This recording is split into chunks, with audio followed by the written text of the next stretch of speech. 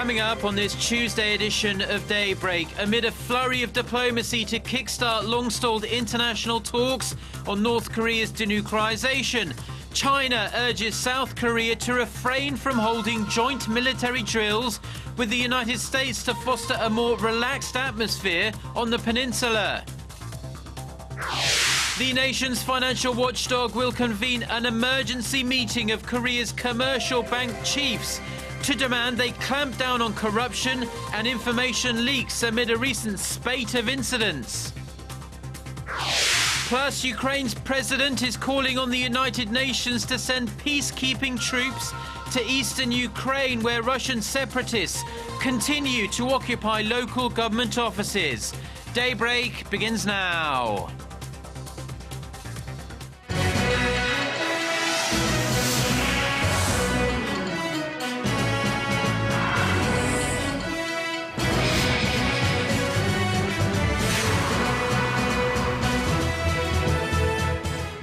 Hello and thanks for joining us. To our viewers here in Korea and around the world, it's 6 a.m. on Tuesday, April 15th here in Seoul. I'm Mark Broom and you're tuned in to Daybreak. Let's begin with the ongoing diplomatic efforts to resume the stalled multinational talks aimed at ending North Korea's nuclear weapons program. China has called on South Korea to refrain from holding its joint military drills with the United States. Diplomatic sources in Beijing say China's top nuclear envoy Wu Dawei made the request to his South Korean counterpart during a bilateral meeting last week, saying the drills are a stumbling block towards resuming the six-party talks. South Korean envoy Hwang Joon-guk reportedly said that such a move wouldn't be considered, as the exercises are purely defensive in nature. Meanwhile, the Chinese envoy is now meeting with his US counterpart Glyn Davis in New York City to discuss ways to resume the six-party talks. The talks, which involve the two Koreas, the US, China, Japan and Russia, have been stalled since 2008. A team of US experts have joined an investigative team on the three suspected North Korean drones recently found crashed in South Korea. Citing an official from the Defense Ministry, Seoul-based Yonhap News Agency reports that several US experts arrived in Seoul on Monday and were briefed on the interim investigation by South Korean officials. The US experts will attempt to find conclusive proof the drones were from North Korea. Pyongyang on Monday said it was unreal and unscientific for Seoul to say the drones came from North Korea.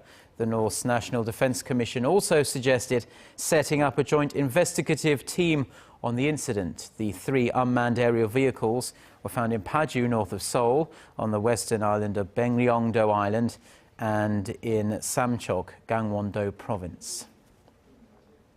Now, Japan's cabinet has denied reports that it put forward a draft of a revised interpretation of the constitution to allow a limited exercise of collective self-defense.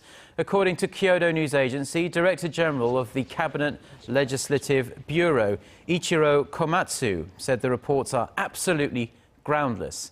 Earlier, local media reported the Cabinet Bureau prepared the first draft about a reinterpretation of the war-renouncing article of the Constitution, aiming to lift the long-standing self-ban on Japan from exercising its right to collective self-defense. The report triggered opposition within Japan, with many saying such a reinterpretation would pose a threat to Japan's neighbours and would also require a constitutional revision. Now, over at Korea's National Assembly, and lawmakers remain at loggerheads over key bills during the current April session. In a bid to break the deadlock, the ruling Saenuri Party says the opposition party needs to compromise, as it did when it was the minor party under previous administrations. Ji Myung-gil reports. A number of crucial bills are still pending at the National Assembly. With less than 2 months to go before local elections, the ruling Saenuri Party was quick to pin the blame on the main opposition party. The main opposition New Politics Alliance for Democracy is keeping so many bills at hostage because it is not backing away from a set of broadcasting-related bills. We need to pass the welfare bills, the anti-nuclear terrorism bills, and the defense cost-sharing pact with the U.S., along with many others at April's parliamentary extra session. Che said that during the administrations of Presidents Kim Dae-jung and Roh Moo-hyun, the percentage of bills passed was about 60% and 40%, respectively. Because the Saenuri Party, which was the main opposition party at the time, cooperated. The passage of bills during the Lee Myung-bak and Park Geun-hye administration came at just 15% and 12%, respectively. Che said it's because the current opposition party has refused to work with the ruling party.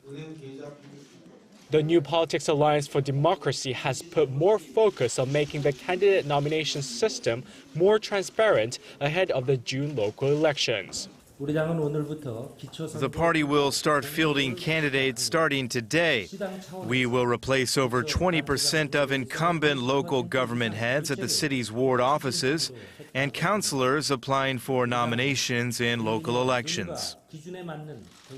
The move is intended to replace officials who have been repeatedly nominated by the party over the years. On Monday, the New Politics Alliance for Democracy held their first meeting to screen candidates who may have engaged in bribery, embezzlement, or sexual harassment. The opposition party hopes that by applying stricter rules, it will help the party reach its aim of creating new politics. Kim Young-gil, Arirang News.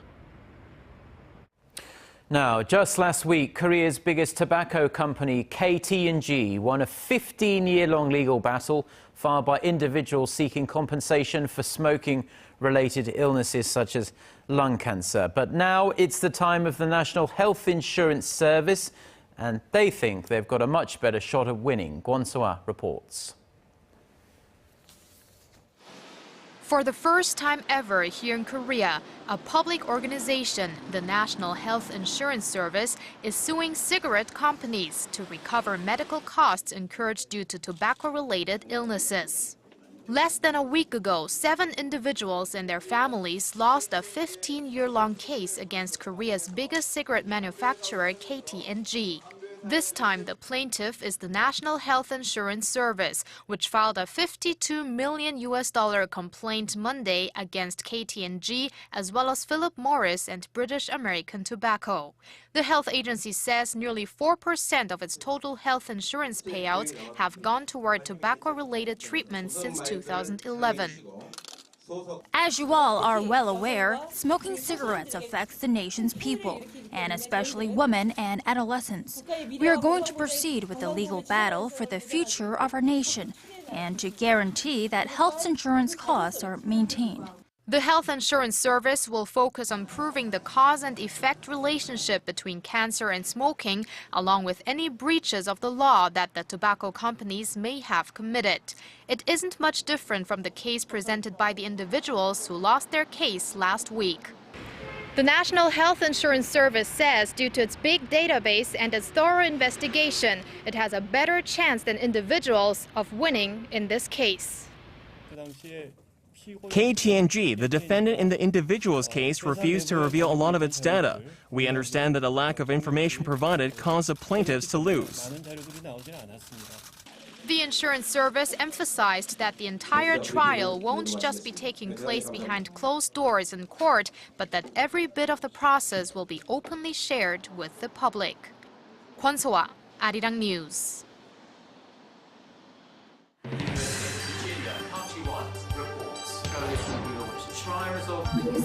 We start before the sun rises to bring you the latest stories out of Korea.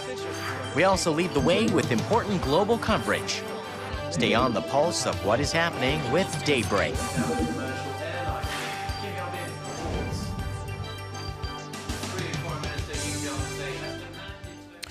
Korea's financial watchdog will demand the nation's commercial banks draw up fundamental countermeasures to deal with corruption and the spate of data leaks that have rocked the banking sector in recent months. The Financial Supervisory Service says Tuesday's meeting will be attended by the chiefs of the country's 10 commercial banks, some of which are being investigated for the recent consumer data leaks and fraud cases involving top bank officials. The regulator is expected to call on bank chiefs to modernize work practices and improve employee ethics. FSS Governor Choi Soo-hyun on Monday blamed the recent string of cases on lax management and said he will strongly punish bank chiefs that fail to properly monitor their employees. President Park Geun-hye visited a vocational high school in central Seoul on Monday, where she promised to bring about a society where graduates are hired based on their work abilities, not on which schools they were educated at. After observing senior-level classes in electromechanics, President Park told students and their parents that the government will develop a standard to assess a person's job capabilities so that he or she won't be treated unfairly because of their educational background. Currently, there are some 140 specialized high schools in Korea which cooperate with businesses to foster customized personnel for specific industries through practical and on-site training. More than 40% of their graduates found jobs last year. Now, over 100,000 people this year alone have proven their desire to work at Korea's top conglomerate, Samsung, by taking the Samsung aptitude test. And while the best and brightest may consider Samsung their dream job and dream company, critics worry the nation's economy has become too reliant on this business icon. Our Kim Ji-yeon reports. On an early Sunday morning, this large group of people is heading toward a local school ground. They're not adolescents looking for extra credit. They're job applicants to Korea's largest company, Samsung. Working for the conglomerate is considered a dream job, as it offers stability, benefits, and good pay. So what does it take to get hired? The first hurdle applicants must clear is a Samsung aptitude test. If they want an interview, they have to pass the standardized test first. It evaluates a person's abilities in a wide range of subjects, including linguistics, math, and logic. There's heated competition among job applicants each and every year, and this year is no exception. I could have graduated college late last year, but postponed it to study for the Samsung aptitude test. I even took classes to get a good score. Since the beginning of the year, more than 100,000 people have applied for employment at Samsung, but just around 4,000 are expected to land a regular paying job. That means that only 1 out of 20 people will get in. Reflecting this fervor to get a job at Samsung, there's a variety of workbooks on every subject of the Samsung aptitude test, illustrating just how much influence the Korean conglomerate has on the Korean economy and society. Samsung Group's total market value was more than $286 billion in 2012, comprising nearly 26% that of all listed companies in Korea. At the same time, combined operating profits of Samsung and its affiliates were nearly 16% of the listed companies in 2012, at around $29 billion. Market researcher CEO Scores suggests a need to find ways for other Korean companies to boost their revenues as well. They highlight the risks to the Korean economy if Samsung faces external risks that hurt their profit margin. Kim Ji-yeon, Arirang News. And while we're speaking of dream jobs, the new study shows that among the nation's workers, the rich are getting richer and the poor are getting poorer. The Financial Supervisory Service and the National Tax Service say the number of office workers earning more than 100 million won, or roughly $96,000 a year, topped 410,000 as of 2012. That's more than double the total from 2008. But the number of workers making less than $29,000 also edged up by 4% to more than 11 million during the same period. $29,000 is generally considered to be an average starting salary for a college graduate here in Korea. The report adds the income gap between regular workers and executive-level officers is increasing. At Samsung Electronics, for example, executives can earn more than 60 times more than a regular worker. Now, domestic violence against children has been catapulted into the spotlight in recent days with the sentencing of 2 stepmothers who beat their stepdaughters to death. However, the vast majority of offenders on record are the child's own parents. Our Son Jung-un takes a look at the continuous rise of child abuse cases here in Korea.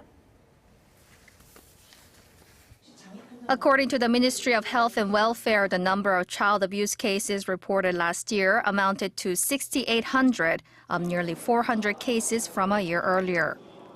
But the actual figure is estimated to be far higher, considering those that go unreported. Among the cases on record, 80% of the children were victimized by a parent.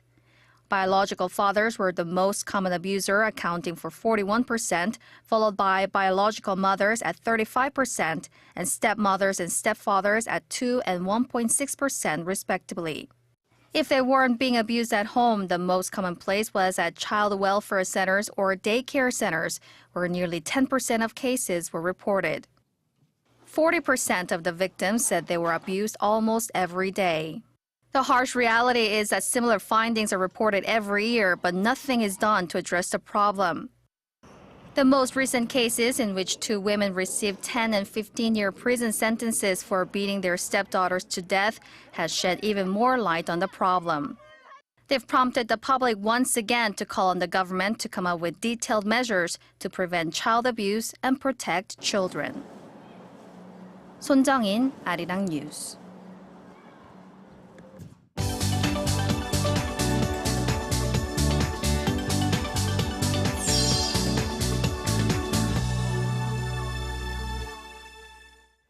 Okay, time now for a look at the international headlines we're following at this hour. For that, we turn live to our Eunice Kim standing by at the news center. Good morning, Eunice. And good morning to you, Mark. The deadline for surrender has passed in Ukraine, and no signs of a full-scale anti-terrorist operation crackdown, as was threatened by Kiev. Instead, Ukraine's acting president Oleksandr Turchinov has requested the United Nations for peacekeeping troops in a telephone call to Secretary General Ban Ki-moon. This as pro-Russia militias are said to have occupied government buildings in at least 10 towns and cities. On Monday, hundreds of protesters took over another police headquarters, this time in the eastern city of Horlivka, and raised a Russian flag outside. President Turchinov, instead of meeting force with force, raised concessions, suggesting more local autonomy in the east and even a referendum, together with presidential elections set for May 25th. He expressed confidence that most people would express support of an independent and unitary Ukraine. A bus bomb wreaked havoc at a bus station just outside the Nigerian capital of Abuja on Monday, killing at least 71 people and injuring more than 130 others. The attack happened just before 7 a.m. local time as people were preparing for their morning commute. No group has come out to claim responsibility for the explosion, but Nigerian President Goodluck Jonathan says it bears the hallmarks of a Boko Haram attack. The strike marks the single largest offense in and near the capital city since 2009, a direct challenge to the government that appeared to have contained the militant Islamic group to northern Nigeria. And recovery teams will embark on their 39th day of their multinational search for Flight 370 this morning, with still no confirmed signs of debris. They enter a new phase of the 5-week search, however, with the deployment of the Bluefin 21 you see there, a U.S. submersible drone that will scour the floor of the Indian Ocean, a surface said to be more mysterious to man than the moon. Australian Search Chief Angus Houston said it could take several months to scan the area, but it would allow investigators to follow up the deep-sea acoustic signals from the missing plane's black box. Meanwhile, CNN reports the phone of the co-pilot made contact with a cell tower in Malaysia around the time the plane disappeared from radar, citing a U.S. official affirming the idea that the plane was flying low enough to capture a signal from a cell tower. And finally, we scoot over to Boston, where a new study suggests more time in front of the tube is linked to less sleep. Harvard University School of Public Health examined data from an existing data set of more than 1,800 children in the Boston area from the time they were 6 months old and until they were nearly 8. It found that for every hour of television a child watches, he or she loses 7 minutes of sleep at night. The study will be published in the May issue of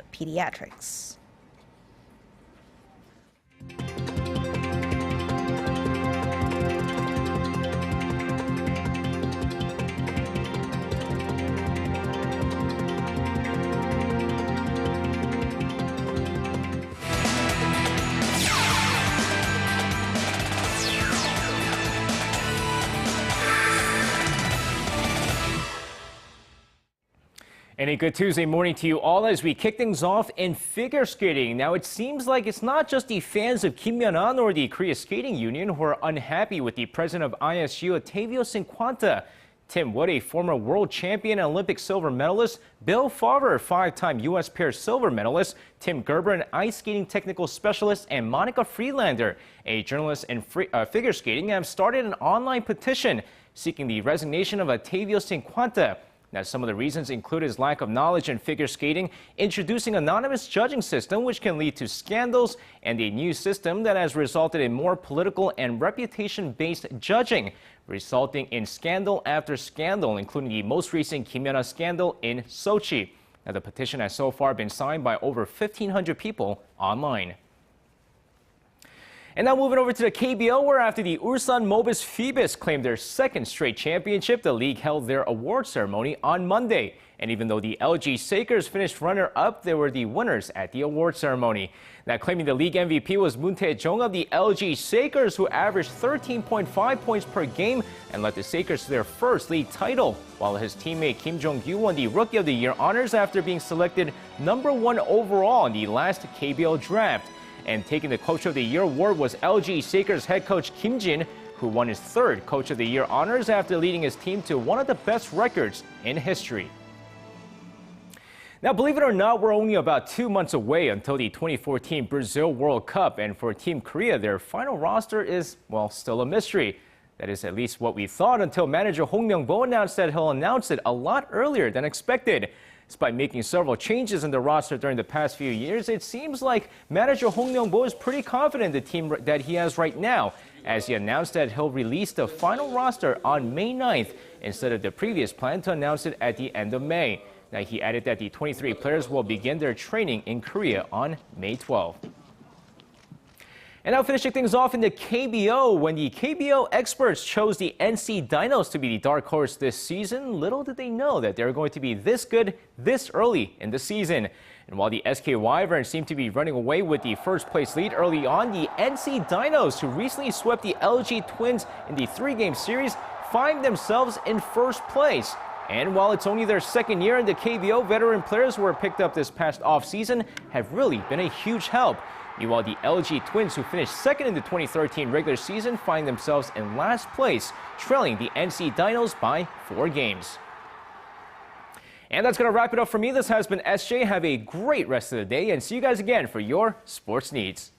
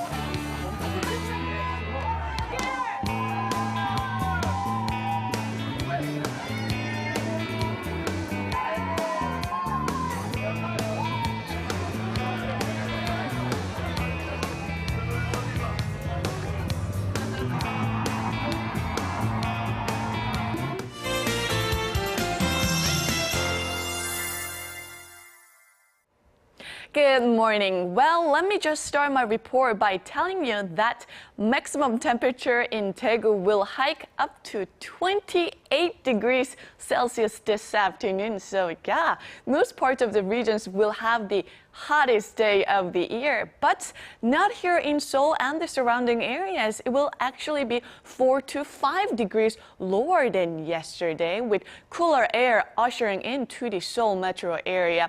And it seems like it's foggy in regions in the west and also hazy in the other parts of the country, which should clear out quickly after the sunrise. Then skies will turn mostly sunny. So let's enjoy the warmth and the sun before conditions will turn more unsettled on Thursday with nationwide showers. With that in mind, let's take a closer look at the readings for today. The morning low here in the capital starts at 10, then it will rise to 19. That's 4 to 5 degrees lower than yesterday again, while highs in Daegu will soar to 28, and people in Daegu will feel like late May this this afternoon, and Gwangju and Busan should top out at 24 later in the day under dazzling sunshine. Now, for other regions, it looks like down on Jeju will reach to 19. Daejeon will peak at 25, and Dokdo and Gyeongsang should have a warm day in store today with highs reaching to 20. Well, that's all I have for you at this hour. Hope you have a wonderful day, and back to you, Mark, in the studio. Thank you very much, Jiyeon. And those are the stories we have for you at this hour. Korea Today is coming up at 7 a.m. Korea time. We'll be back at the same time tomorrow. Until then, goodbye.